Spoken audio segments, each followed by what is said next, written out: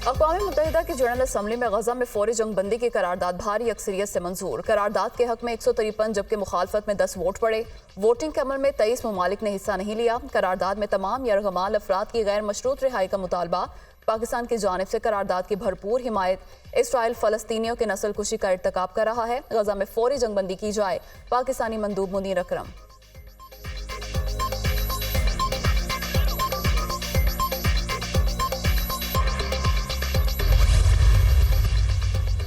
अमरीकी सदर जो बाइडन ने कहा है कि गजा पर बमबारी से इसराइल आलमी बरादरी की हिमायत खोने लगा है। इसराइली वज़ीर आज़म को अपनी सख्त पॉलिसियां बदलने की जरूरत है।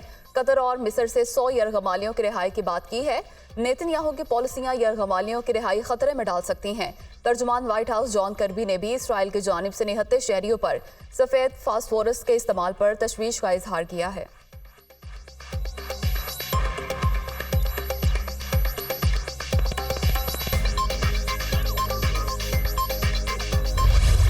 इसराइल की निहत्ते फ़लस्तीनियों पर बारूद की बरसात। खान यूनिस में फ़ज़ाई हमले के दौरान एक ही घर के 10 अफराद शहीद हो गए।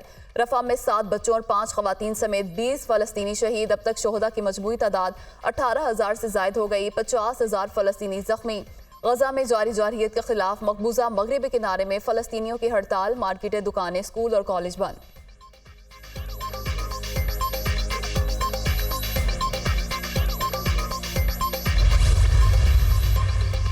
इसराइली फौज ने बैतुल-लाहिया में हमास का ठिकाना कहकर अक़वाम मुत्तहिदा के स्कूल पर मिसाइल बरसा दिए। कमिश्नर रिलीफ एजेंसी बराए फ़लस्तीनी पनाहगज़ीन जनरल फिलिप लारजीनी का शदीद रद्द-ए-अमल।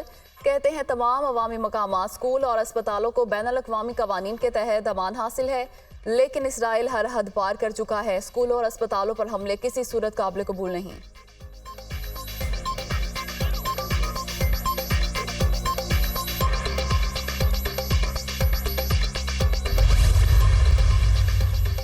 जमाइमा गोल्डस्मिथ भी गजा में इसराइली बर्बरियत के खिलाफ मैदान में आ गईं। कहती हैं इराक जंग के 14 सालों में इतने बच्चे शहीद नहीं हुए जितने गजा जंग के इब्तदाई 1 माह में हो गए।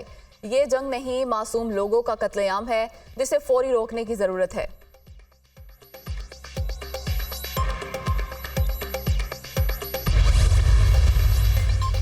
दहशतगर्दी में अफगान अनासर के मुलविस होने का मामला। पाकिस्तान का अफगान अबूरी हुकूमत से शदीद एहतजाज। अफगान नाज़िमुल अमूर दफ्तर खारजा में तलब एहतजाजी मुरासला हवाले किया गया।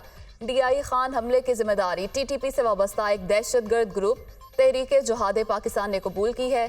हमले के नतीजे में 23 सिक्योरिटी एहलकारों की शहादत हुई।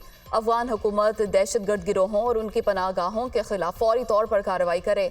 हमले के मुर्तकिब अफराद और TTP की क़यादत को पकड़कर हुकूमत पाकिस्तान के हवाले किया जाए।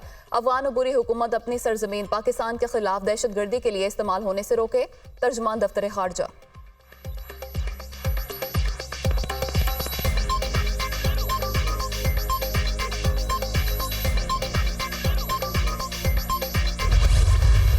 नवाज शरीफ को अदालत से एक और बड़ा रिलीफ। इस्लामाबाद हाई कोर्ट ने साबिक वज़ीर आज़म को अल-अज़ीज़िया रेफरेंस में बरी कर दिया। कायद मुस्लिम लीग नून के अल-अज़ीज़िया रेफरेंस में सजा के खिलाफ अपील मंजूर। अदालत ने एहतसाब अदालत का फैसला कलअदम करार दे दिया। चीफ जस्टिस आमिर फारूक की सरबराही में 2 रुकनी बेंच ने महफूज फैसला सुना दिया। अदालत ने अल-अज़ीज़िया केस रिमांड बैक करके रीट्रायल करने की नैब की इस्तदा एक बार फिर मुस्तरद कर दी। साबिक वज़ीर आज़म नवाज शरीफ अदालत में पेश हुए। एहतसाब अदालत ने अल-अज़ीज़िया रेफरेंस में नवाज शरीफ को 7 साल कैद और जुर्माने की सजा सुनाई थी।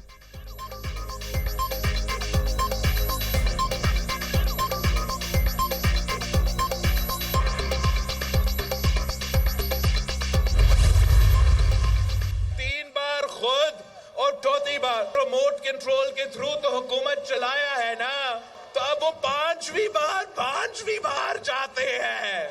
अब सवाल पूछे उस शख्स से जो पहली बार बन के नाकाम रहा, दूसरी बार बन के नाकाम रहा, तीसरी बार बन के नाकाम रहा, चौथी बार भाई बना के नाकाम रहा, अब 5वीं बार बन के कौन सा तीर मारेगा? आपके हुक्म मानने वाले नहीं है। हम इलेक्शन लड़ेंगे, हम मुकाबला करेंगे, किसी के सामने झुकेंगे नहीं। किसी और का ये हक नहीं है कि वो किसी को 5वीं बार या 10वीं बार वजीर आजम बना दे। 8 फरवरी को ऐसा सरप्राइज देना है कि रावण वालों को हमेशा याद रहे। 3 बार खुद और चौथी बार रिमोट कंट्रोल के जरिए मुल्क चलाया। अब 5वीं बार कौन सा तीर मारेंगे? 5वीं बार फिर पूछेंगे मुझे क्यों निकाला? वजीर आजम बनाने का इख्तियार सिर्फ अवाम को है, कोई फर्द वाहिद ये फैसला नहीं कर सकता। नून लीग के दोस्तों पर छोड़ते तो इलेक्शन कभी वक्त पर ना होते। साबिक वजीर आजम ने दूसरों को चोर चोर कहा और खुद घड़ी चोर निकले। ये नहीं हो सकता कि 70 साल का बंदा 70% नौजवानों की नुमाइंदगी करे।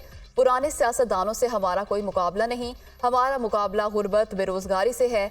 आपके पास बहुत से सियासतदान आएंगे जो वोट के लिए एक दूसरे को गाली देंगे। Chairman People's party Bilawal Bhutto का गुजरांवाला में खिताब।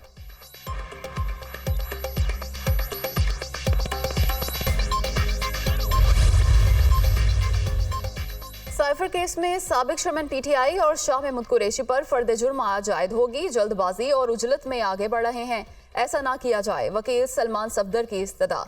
कोई पॉइंट बता दें कहां जल्दी हुई है या उजलत दिखाई। मुतवाजन और न्यूट्रल होकर केस चला रहा हूं। आउट ऑफ वे जाकर रिलीफ दिया। मेरिट पर जिसका जो हक बनता है दिया जाएगा। जज अबुल हसना जुल्करनैन के रिमार्क्स।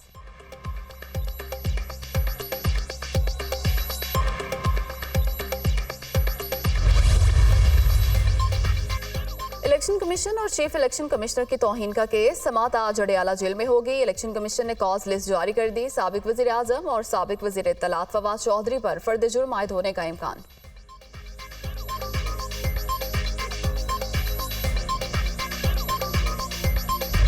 स्टेट बैंक ने मॉनेटरी पॉलिसी का ऐलान कर दिया। शरह सूद को 22% पर बरकरार रखने का फैसला। मुसलसल चौथी मॉनेटरी पॉलिसी में शरह सूद को बरकरार रखा गया है। फैसला गैस की कीमतों और महंगाई को मद्देनजर रखकर किया गया है। मौशी शरह नमू 2.1% रहने की तवक्को है। ज़रूरी पैदावार में बेहतरी आ रही है। आलमी सतह पर तेल की कीमतों में कमी का रुझान है। स्टेट बैंक का एलामिया।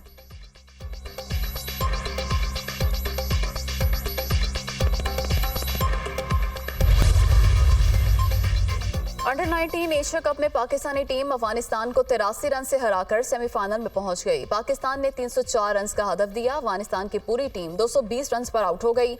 इवेंट में मुसलसल तीसरी कामयाबी के बाद पाकिस्तान ग्रुप स्टेज में पहली पोजीशन पर आ गया।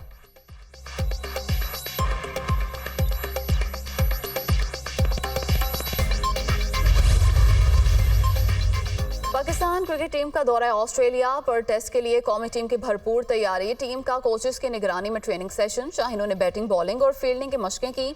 ऑफ स्पिनर साजिद खान ने टीम को ज्वाइन कर लिया। पाक ऑस्ट्रेलिया पहला टेस्ट मैच कल से पर्थ में शुरू होगा।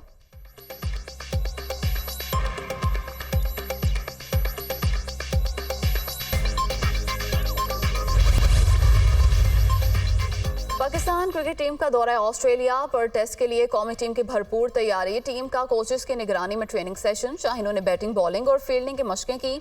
ऑफ स्पिनर साजिद खान ने टीम को ज्वाइन कर लिया। पाक ऑस्ट्रेलिया पहला टेस्ट मैच कल से पर्थ में शुरू होगा।